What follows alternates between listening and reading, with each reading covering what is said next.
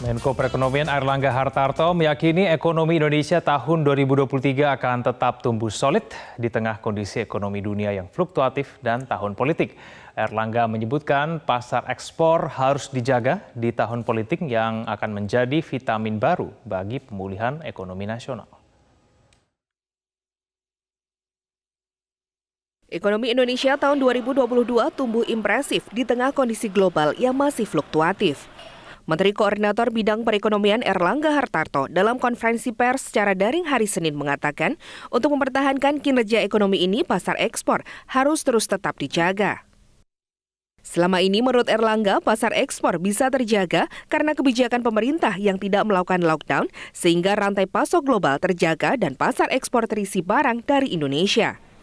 Dengan kebijakan khusus Indonesia, izin operasional dan mobilitas kegiatan industri atau IOMKI, sektor produktif terjaga tetap produktif.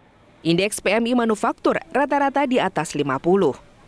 Nah, kalau ini terus kita jaga, kita juga lihat ekspor kontribusi industri itu antara 18 sampai 19% dan terbukti dari pertumbuhannya bisa di atas dari pertumbuhan ekonomi.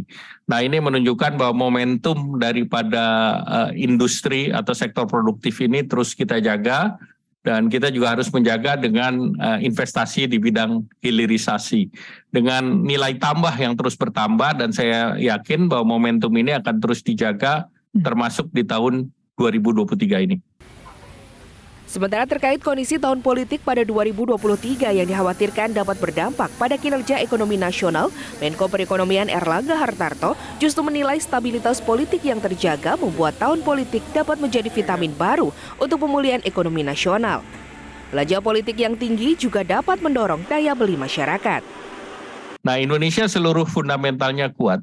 Jadi dengan kepastian ini justru tahun politik ini menjadi vitamin baru untuk pemulihan ekonomi di tahun 2023 dan kita lepas dari ketergantungan berbagai tekanan-tekanan. Dan tentu belanja politik itu akan mendorong daya beli masyarakat. Badan Pusat Statistik atau BPS melaporkan ekonomi Indonesia tahun 2022 tumbuh 5,31% atau lebih tinggi dibanding tahun 2021 yang hanya tumbuh 3,7%. Dan ini merupakan angka tertinggi selama 9 tahun pemerintahan Presiden Joko Widodo. Kepala BPS Margo Yuwono menyebut pencapaian ini menunjukkan ekonomi Indonesia tumbuh dengan solid. Dari sisi produksi, pertumbuhan tertinggi terjadi pada lapangan usaha transportasi dan pergudangan, yakni sebesar 19,87%. Sementara dari sisi pengeluaran, pertumbuhan tertinggi dicapai oleh komponen ekspor barang dan jasa, yakni sebesar 16,28%. Tim Liputan Media Group Network.